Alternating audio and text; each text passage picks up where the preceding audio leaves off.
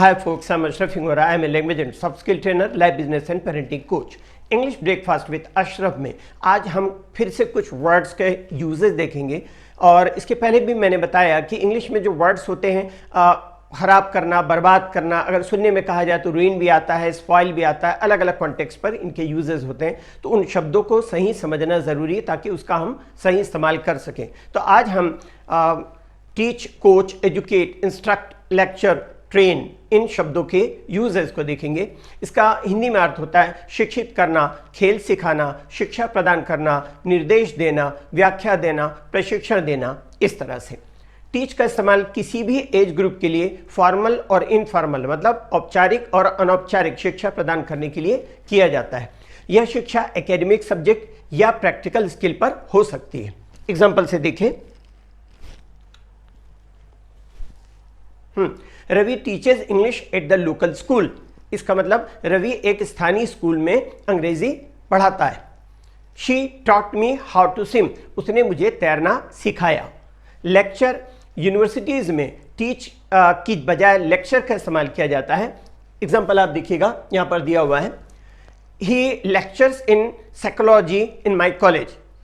वे मेरी कॉलेज में मनोविज्ञान पढ़ाते हैं। तो यहाँ पर वे जो शब्द हैं ही के लिए यूज़ किया गया हमारे यहाँ सम्मान के लिए। वे बोले, उन्होंने कहा, ये प्लूरल इंग्लिश के हिसाब से प्लूरल शब्द हुए। दे का यूज़ नहीं करेंगे, यहाँ पर ही का यूज़ करेंगे। फेमिनाइन होगा तो शी का यूज़ करेंगे। तो यहाँ पर वे जो हिंदी का शब्द है वो ही के लिए यूज़ हुआ है। He lectures in psychology in my college. वे मेरी कॉलेज में मनोविज्ञान पढ़ाते हैं। एजुकेट का इस्तेमाल खास करके स्कूल और यूनिवर्सिटी की औपचारिक शिक्षा पद्धति द्वारा बच्चों में ओवरऑल ज्ञान तथा बुद्धि के विकास के संदर्भ में किया जाता है। एग्जाम्पल देखेंगे, I was educated in a famous private school. मुझे एक प्रसिद्ध निजी स्कूल में शिक्षा दी गई। इस तरह आगे और देखें, the country needs an educated population. देश को एक शिक्षित आबादी की आवश्यकता या जरूरत है। सॉरी। इंस्ट्रक्ट का इस्तेमाल सैनिक, नर्स आदि के समूह को किसी स्किल या प्रैक्टिकल इंफॉर्मेशन या नॉलेज देने के लिए किया जाता है। एग्जाम्पल देखें, she instructed the trainee nurses in giving injections.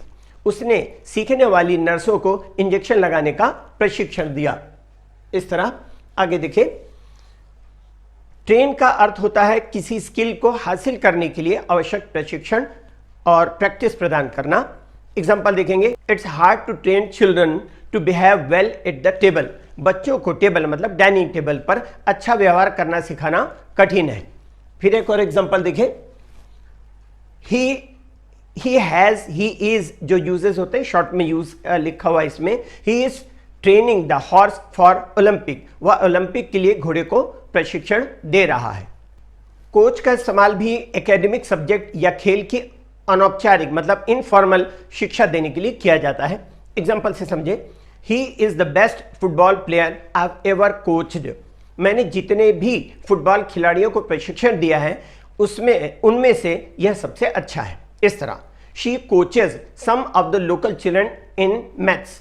वह कुछ स्थानीय बच्चों को गणित सिखाती है। नॉर्थ अमेरिकन इंग्लिश में कोच के स्थान पर वर्ब के रूप में ट्यूटर का प्रयोग किया जाता है। ये यूजेस थे कुछ इंग्लिश के उन वर्ड्स के जिनके यूजेस आपको अच्छी तरह समझना जरूरी है ताकि आप इनके यूजेस करने में गलती ना हो।